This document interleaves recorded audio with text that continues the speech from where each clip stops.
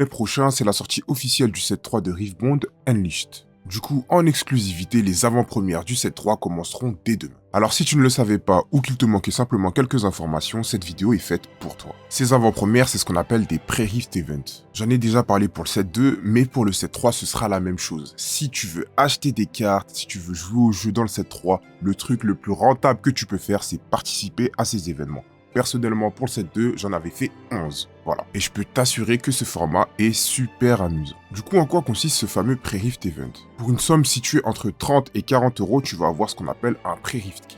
Ce kit contient la carte promo H, 5 boosters Unleashed ainsi qu'un mini-deck préconstruit de 15 cartes.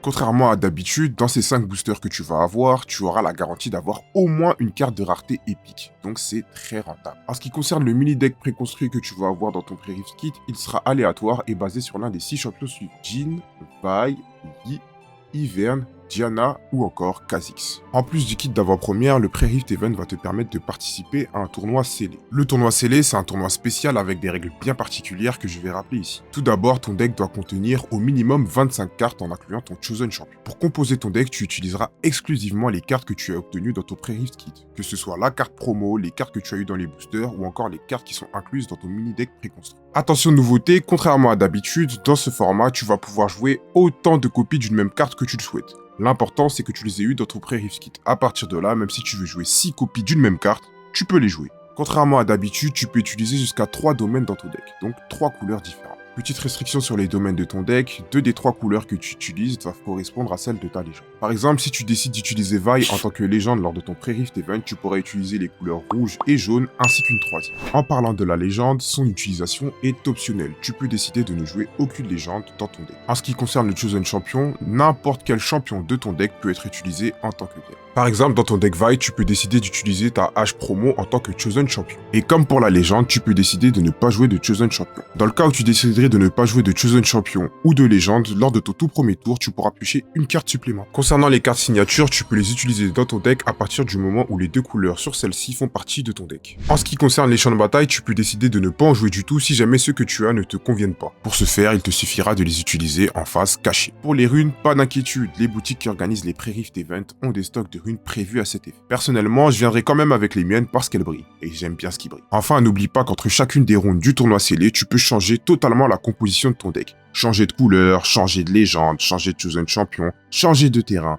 Si jamais, lors de ta première ronde, ton deck ne te convenait pas, tu peux passer du tout au tout. Voilà, maintenant tu as tous les outils à ta disposition pour passer un très bon pré-Rift Event. Si cette vidéo t'a été utile, je t'invite à t'abonner, à partager, à liker, tout ce qui donne de la fort, tu connais.